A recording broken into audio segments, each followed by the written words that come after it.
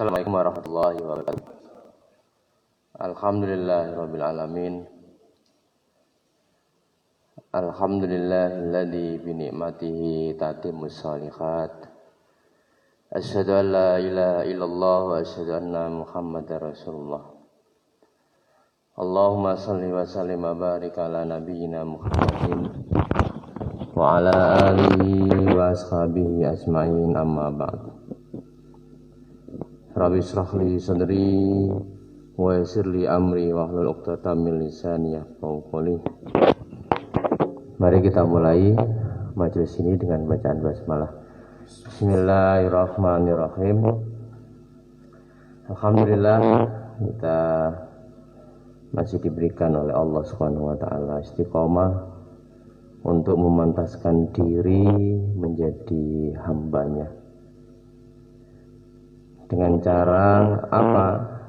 Dengan cara kita merutinkan, menambah kualitas ilmu pengetahuan kita dengan kegiatan ta'lim ini. Mudah-mudahan ini menjadi wasilah bagi kita semua, sarana bagi kita semua untuk dimudahkannya jalan menuju surganya. Amin ya rabbal alamin. Yang akan kita bahas pada pertemuan pagi ini berkaitan dengan tafakkur. Tafakkur itu juga satu bentuk ibadah. Ibadah dalam diam, orang diam itu merenung, itu bentuk ibadah. Bahkan dianggap lebih baik daripada ibadah setahun. Merenung sebentar saja itu, tentang kediriannya. Kan kita jarang kemudian diam diri, kemudian kita merenungkan seluruh proses kedirian kita, mulai dari penciptaan, bagaimana rambut, kenapa kemudian tumbuh yang rambut sini itu banyak, yang lain tidak, itu terkadang kita ini dengan diri sendiri saja itu kadang kita tidak merenungkan, tidak memikirkan bagaimana Allah menciptakan yang demikian ini. Jadi tafakur itu cara beribadah dalam diam dengan cara mengingat Allah, dan menggunakan akal yang Allah berikan kepada kita. Ini tafakur. Dan banyak sekali ayat-ayat Al-Quran yang memerintahkan agar kita berpikir ini. Misalnya beberapa redaksi dengan kata-kata yang sebenarnya ini kritik, cuma yang dikritik kadang nggak ngerasa. Afalah takilun, mengapa kamu tidak berpikir? Mengapa kamu tidak menggunakan akalmu? Afalah tatafakkarun, mengapa kamu tidak? Dia banyak redaksi yang berbeda-beda. Kadang menggunakan takilun, kadang menggunakan tafakkarun. Kadang juga menggunakan tadabbur. Misalnya afala yatadabbarunal Qur'ana am ala qulubi aqfaluha. Apakah kamu tidak mentadabburi Al-Qur'an atau hatimu itu tertutup? Itu kan kritik sebenarnya. Jadi membaca itu sudah baik, menghafalkan juga baik, maka ditingkatkan mentadabburi, mengkaji isi Al-Qur'an. Jadi mengapa kamu tidak mentadabburi Al-Qur'an? Am ala qulubi aqfaluha, ataukah hatimu itu sudah tertutup? Jadi banyak sekali ayat-ayat Allah yang mendorong supaya kita ini menggunakan akal pikiran kita untuk kita gunakan berpikir tentang ayat-ayat Allah Subhanahu wa taala. Misalnya di dalam ayat atau surat Ar-Ra'd misalnya, Inna fi dzalika laayatil liqaumi yatafakkarun. Ya. Sesungguhnya yang demikian itu adalah ayat. Ayat itu artinya tanda. Ya, tanda-tanda Allah yang tersebar di muka bumi ini sangat banyak. Ya, termasuk keadaan kita itu bagian dari tanda. Ya, tanda akan kekuasaan Allah Subhanahu wa ta'ala. Kita ini diciptakan oleh Allah dengan struktur yang sangat baik. Ya, struktur yang sangat baik, bentuk yang sangat baik. Ya, jadi bagaimana kemudian Allah membuat kita ya dari ujung rambut sampai ujung kaki. Ya, itu nek misalnya manusia disuruh membuat lagi yang semisal itu ya malah nggak bisa. Sehebat apapun teknologi, ya tetap tidak bisa membuat. Ya, ini desain yang terbaik. Ya, makhluk yang terbaik itu adalah manusia. Ya, dokter ngomong gitu. Dokter mata saja itu kan sekarang sudah ada yang lebih khusus. Ya, ada dokter mata. Kemudian ada lebih spesifik lagi dokter mata untuk apa? Ya, itu menunjukkan bahwa struktur jaringan itu begitu rigidnya, begitu rincinya. Mungkin masih ada lagi dokter yang lebih spesifik lagi. Ya, dokter dalam saja itu macam-macam. Ya. Jadi itu semua adalah ayat. Tanda-tanda yang ada di dalam diri kita itu semuanya adalah tanda ayat-ayat Allah Subhanahu wa taala. Ya, yang tersebar di muka bumi ini misalnya ada nyamuk. Ya. Nyamuk itu dibuat perumpamaan oleh Allah Subhanahu wa taala ba'udatan. Ya. Itu juga tanda bagaimana Allah menciptakan yang begitu kecilnya itu. Ya mesti ono matane, mesti ono jantunge. Ya. Itu nek misalnya sehebat apapun teknologi saat ini kan gawe nyamuk itu ya kayak ya ora iso. Ya, itu tanda kekuasaan Allah Subhanahu wa taala. Allah bisa membuat yang lebih kecil dari nyamuk itu bisa. Ya. Dan hal itu hanya bisa dimengerti, dipahami bagi kaum yang mau berpikir. Ya. Jadi Allah sudah menyebarkan tanda ayat kauniyah, ya, ayat-ayat yang tersebar di alam ini begitu banyaknya sebagai satu bukti akan kekuasaan Allah Subhanahu wa taala. Itu hanya bisa dipahami liqaum yatafakkarun, untuk kaum yang mau berpikir. Ya. Kemudian di dalam surat yang lain, surat Ali Imran ayat 190 sampai 191 misalnya.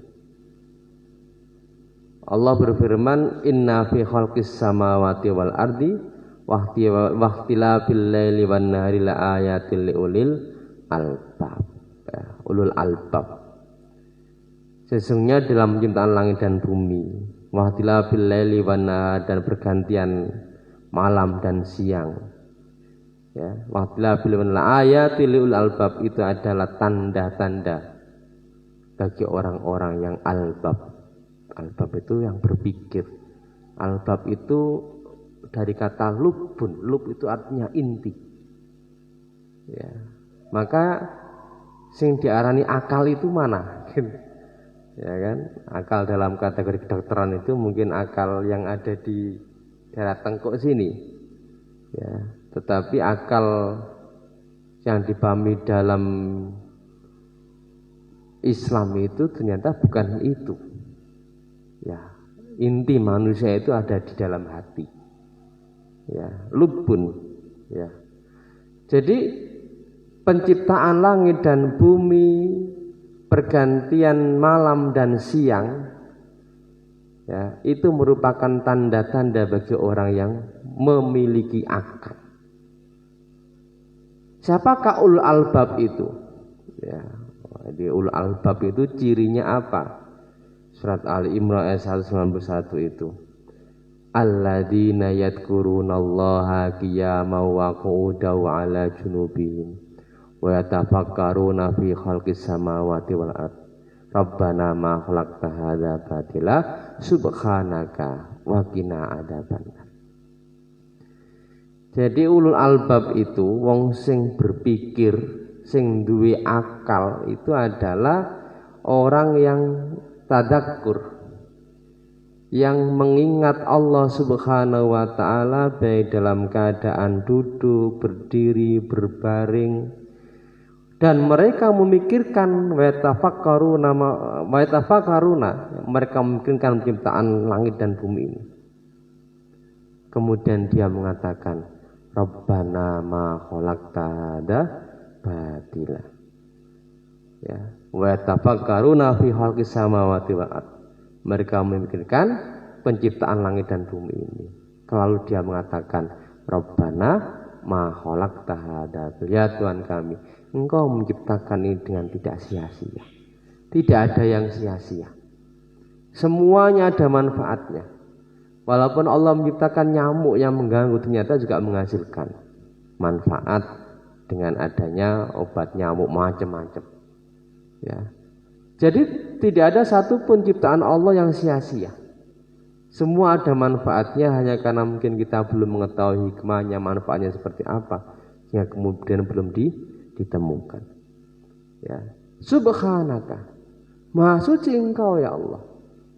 Ya. Itu ulul albab memikirkan, ya, sampai kemudian dengan pernyataan tidak ada yang sia-sia ya Allah, Engkau ciptakan semuanya di muka bumi ini. Semuanya ada manfaatnya. Ya, Maha suci Engkau. Ya, sehingga kemudian ketika kita sudah mengatakan subhanaka, Maha suci Engkau, maka tidak mestinya tidak ada sesuatu yang kemudian di dalam hati kita ada selain Allah Subhanahu wa taala. Karena kita sudah mensucikan Allah. Kemudian waqina adzabannar. Jauhkanlah, jagalah kami dari, ya, siksa api neraka. Ya. Jadi ini beberapa ayat berkaitan dengan dorongan agar kita berpikir, tafakkur, ya, memikirkan sesuatu bukan hanya yang sifatnya empiris, tetapi hal-hal yang tidak nampak di depan kita. Ya. Misalnya di dalam satu hadis yang tadi sudah saya sebutkan, tafakkaru sa'atin, memikirkan sebentar saja itu khairu min ibadati sana, lebih baik daripada ibadah 1 tahun. Ada redaksi yang lain, fikratu sa'atin, memikirkan sesaat itu khairu min ibadati sitina sana, lebih baik dari ibadah 60 tahun. Yang ibadah 60 tahun tetapi tidak pernah merenungkan, memahami, memikirkan setiap bacaan, ya, apa namanya, ya sekedar melaksanakan gerakan dan menghafal bacaan. Ketika orang, ya, memulai takbiratul ihram, Allahu Akbar, kalau ia menggunakan akal dan hatinya, ya, bahwa Allah lah yang akbar, yang maha besar, maka rontoklah seluruh hal yang ada dalam diri kita itu, tentang jabatan, harta yang banyak, itu rontok itu.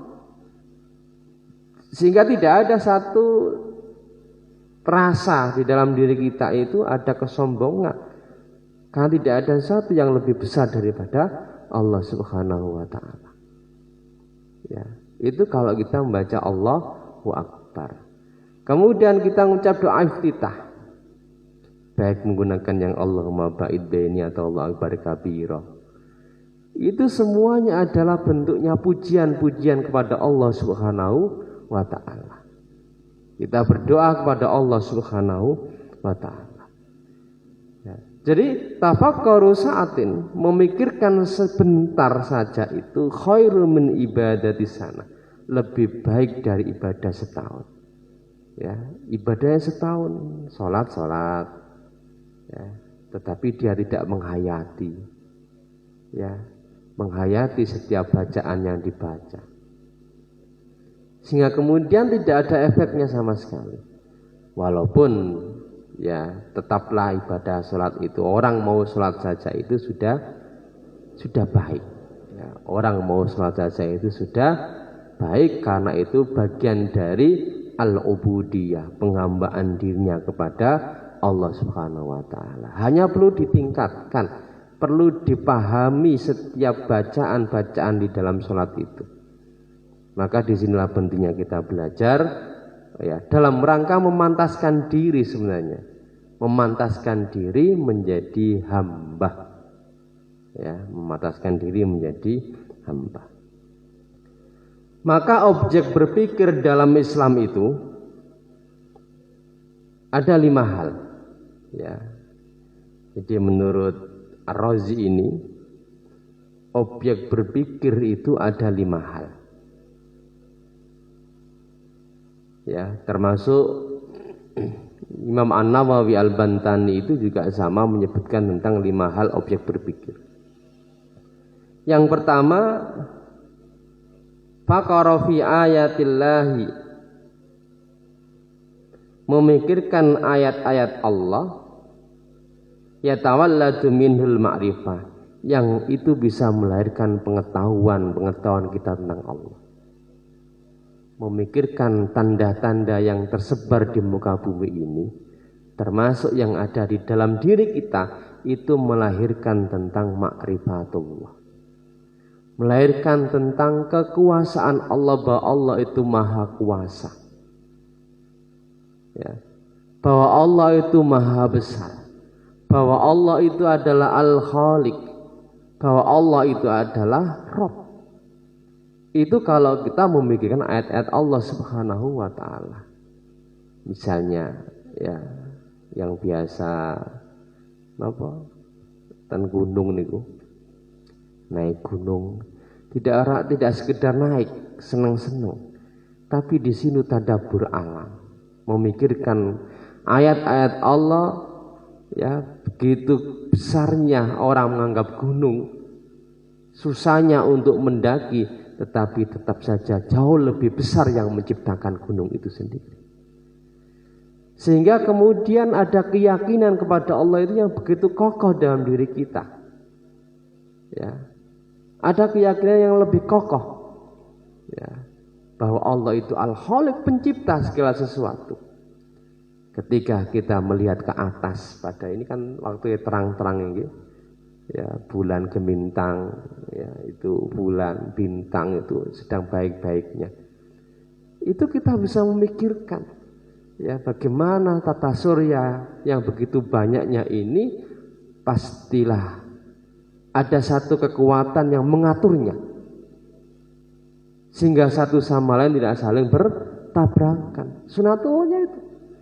Ini yang melahirkan ma'rifatullah, ya, pengetahuan kita tentang Allah Subhanahu wa taala itu, sehingga kemudian kita menjadi tambah kokoh iman kita kepada Allah Subhanahu wa taala.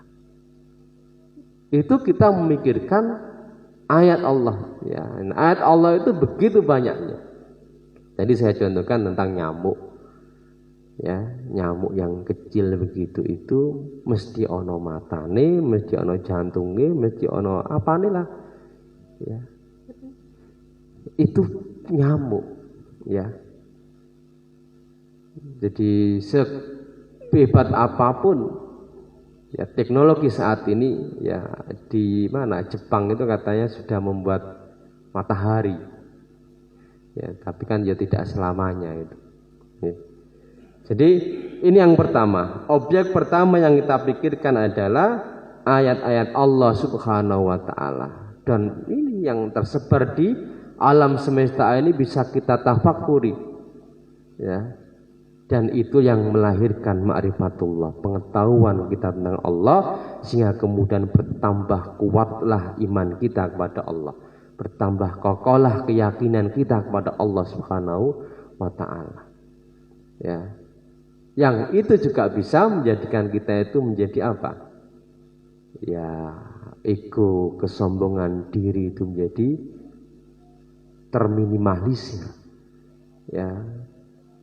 Karena sehebat apapun kita ternyata Allah jauh lebih hebat. Ya, ini kalau kita memikirkan ayat Allah Subhanahu wa taala. Kemudian yang kedua, objek yang kedua memikirkan ni'amillahi, nikmat-nikmat Allah yang telah diberikan kepada kita. Yang ketika kita memikirkan nikmat Allah ini, yatawallatu minhul mahabbah, akan melahirkan mahabbah, kasih sayang, cinta kita. Ya. Allah itu memiliki 100 rahmat. 100 rahmat. Hanya 1% saja yang diturunkan di muka bumi ini untuk seluruh makhluknya. Ya, seluruh makhluknya, tidak hanya untuk manusia. Yang mukmin, yang kafir, binatang melata, semuanya mendapatkan rahmat Allah yang 1% itu. Ya, sudah berapa lama nikmat itu? Ya, dan tidak pernah habis. Bahkan digambarkan seandainya seluruh pohon yang ada di muka bumi menjadi penanya, lautan menjadi tintanya, itu tidak pernah habis untuk menghitung, menuliskan nikmat Allah Subhanahu wa taala. Saking banyaknya, padahal mau 1%. Ya. Sehingga kemudian dari sinilah yang akan melahirkan mahabbah kita. Ya, termasuk misalnya apa? Kita memikirkan nikmat Allah yang diberikan kepada kita berupa kesehatan. Ya. Nikmat sehat itu ketika kita dikasih sakit. Ya, kayak loro untu aja lah. Ya. Itu sakitnya luar biasa. Sehingga kemudian kita itu akan lebih menghargai, mencintai diri kita dengan cara menjaga kesehatan kita. Ya. Maka melahirkan mahabbah, kecintaan kepada Allah juga akan terus meningkat. Ya, begitu besarnya nikmat Allah ini. Ya, termasuk kita ini ya, diberikan istiqomah ya, untuk bisa melaksanakan kajian ini, itu satu nikmat. Ya, jadi memikirkan nikmat Allah itu ya akan melahirkan mahabbah. Ya, apapun yang diberikan oleh Allah kepada kita, kita syukuri. Ya, bahkan perkara yang paling sederhana tetapi tidak banyak yang melakukan. Atau mungkin bisa jadi banyak orang yang mencelah. Ya. Apa? Datangnya ridha Allah itu. Jadi Allah akan ridha kepada seorang hamba ketika ia makan, dia memuji makanan itu. Fahamidahu. Begitu pula ketika ia minum, maka ia memuji. Apapun rasanya makan minuman itu, tetap saja itu adalah milik Allah Subhanahu wa taala. Ya. Enggak boleh dicela. Begitu kita mencela makanan ini, sebenarnya kita mencela yang menjadikan makanan itu, yang membuat makanan itu. Kita mencela buah kok napa? Asem, ya. Kecut misalnya gitu. Itu sebenarnya kita itu mencela yang menciptakan buah itu. Terus apapun yang terjadi itu kita mengucap alhamdulillah.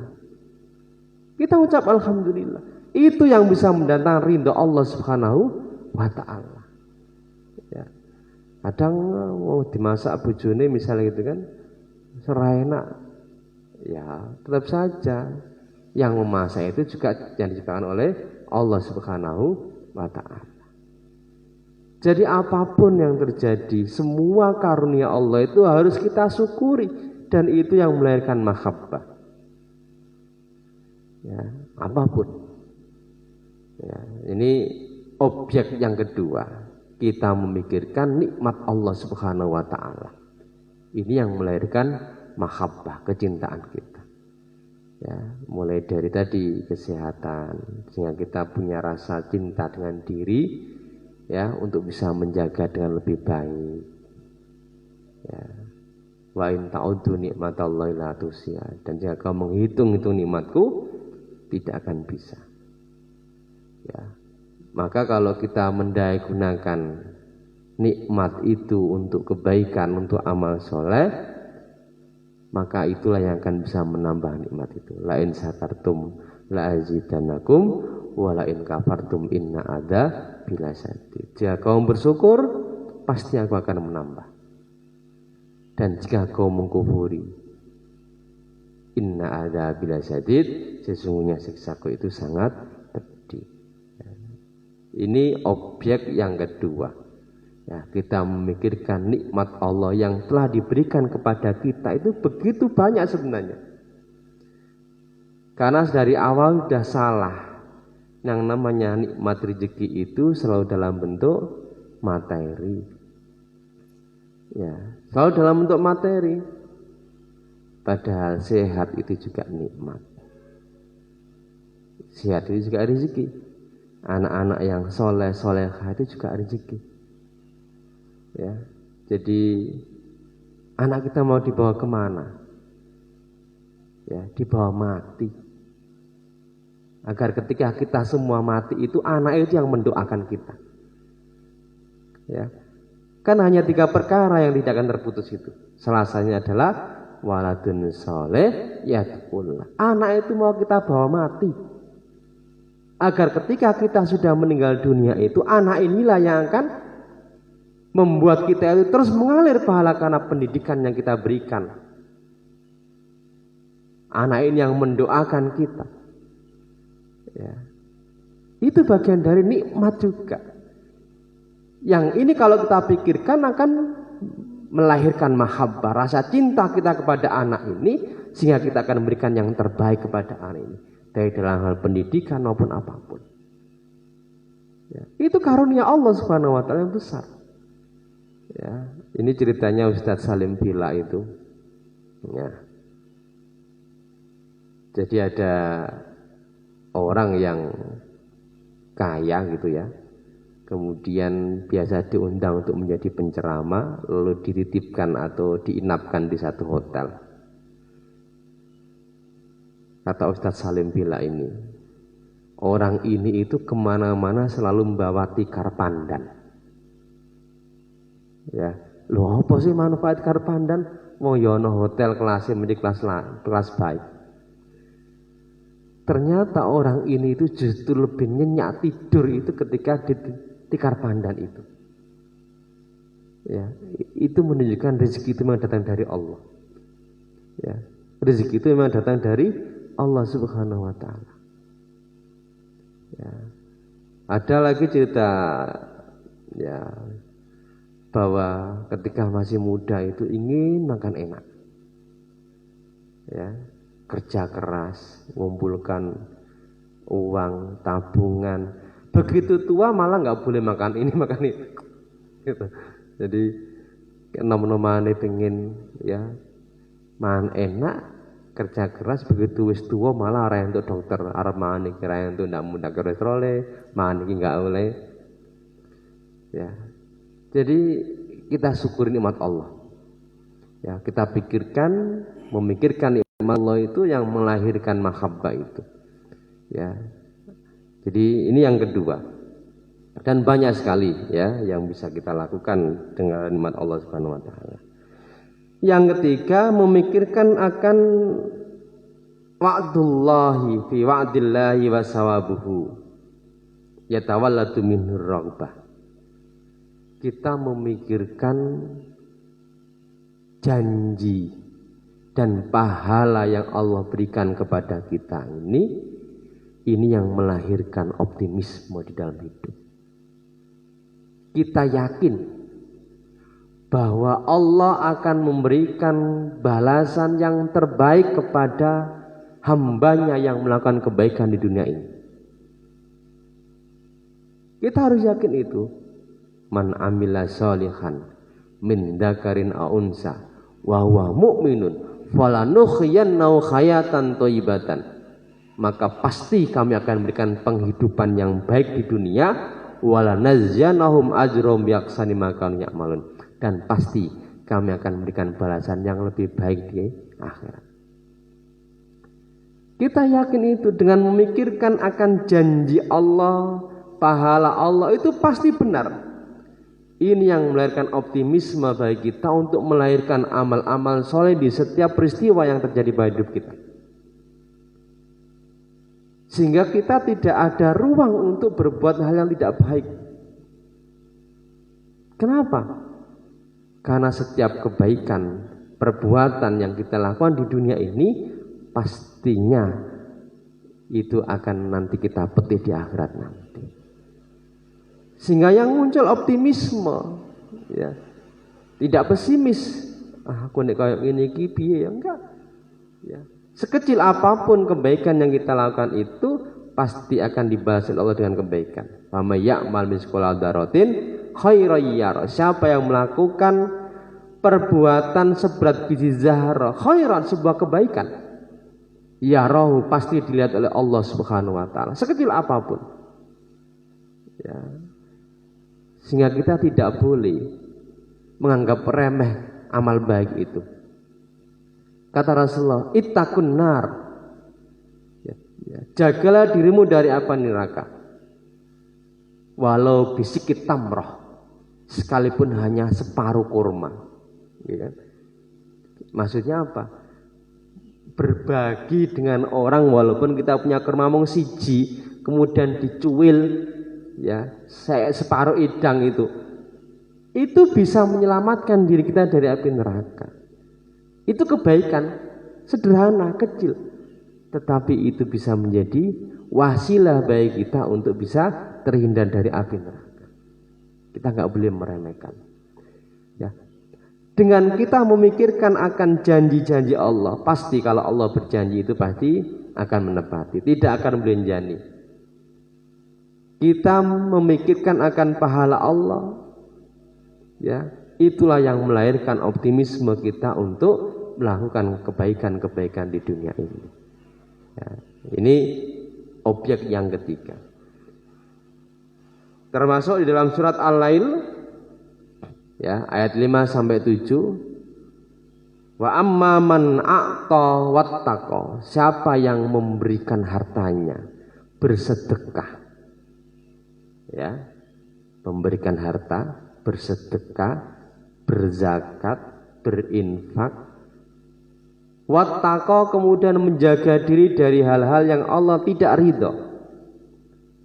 Ya, wattaqo, takwa itu ingat kepada Allah, tidak melupakan, selalu taat kepada Allah, tidak bermaksiat, selalu bersyukur, tidak mengkufuri, takwa. Maka kata Allah, ya, kemudian wasadaqal bil husna, memberikan hartanya, kemudian bertakwa, menjaga diri dari hal-hal yang Allah tidak ridha, wasadaqal bil husna, dan membenarkan hal-hal yang baik, meyakini tentang adanya hari kebangkitan, meyakini bahwa akan ada namanya hisab, membenarkan akan adanya balasan, fasanu yassiruhu lil yusra, maka pasti kami akan memberikan penghisapan dengan mudah. Fasanu yassiruhu lil yusra. Ya. Kita harus yakin itu.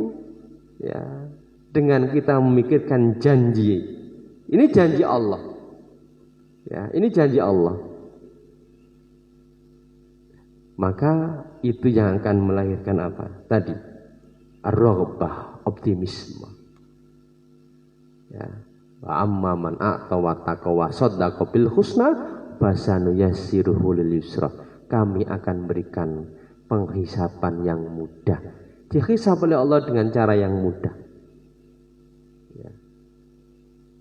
Ini kalau kita mau memikirkan tentang janji dan pahala dari Allah.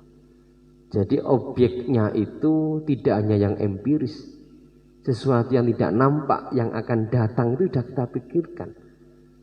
Ya.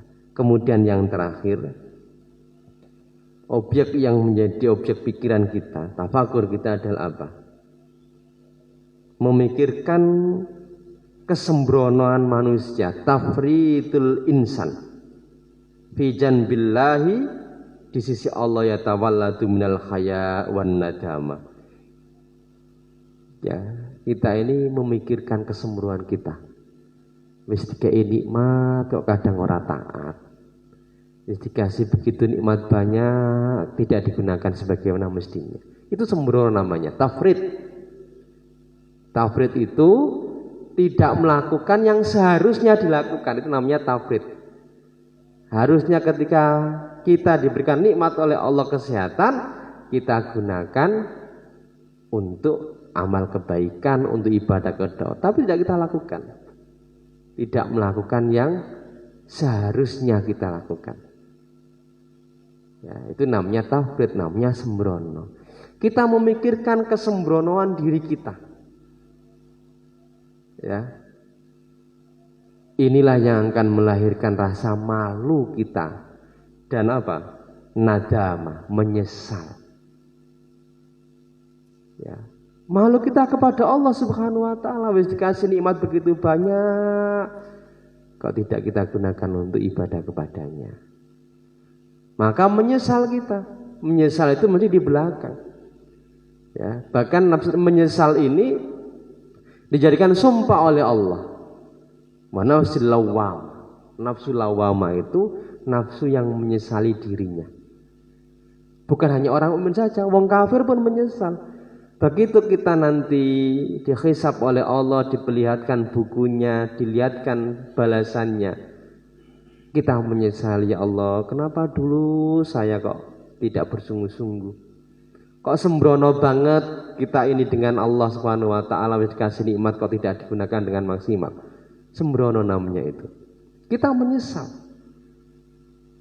Karena kalau kita melakukan dengan yang terbaik, pastilah kita akan mendapat yang terbaik. Karena diperlihatkan semuanya.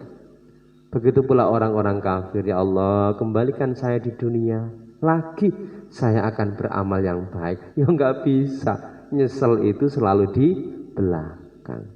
Maka dengan kita memikirkan kesembronoan kita, ya, di sisi Allah Subhanahu wa taala, ini yang melahirkan rasa malu kita terhadap Allah Subhanahu wa taala.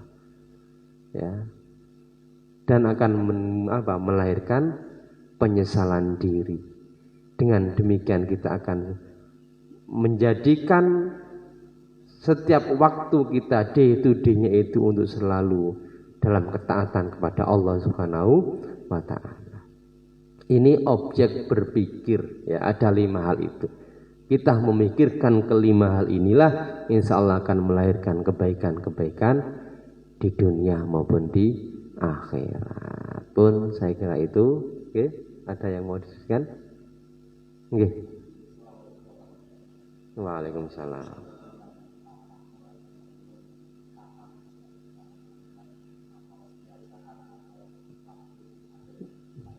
Oke. Tafakur itu jadi nggak ada batasannya. Tidak ada batasannya. Karena ketika kita berhenti, ya itu berarti mati. Tanda min alamatil qalbi, ini pernyataan Ibnu Athaillah Sakandari. Min alamati mautil qalbi adamul khazni. Tanda dari matinya hati itu tidak ada rasa sedih. Alama fatakal muwafaqat, atas sesuatu yang luput untuk dilakukan.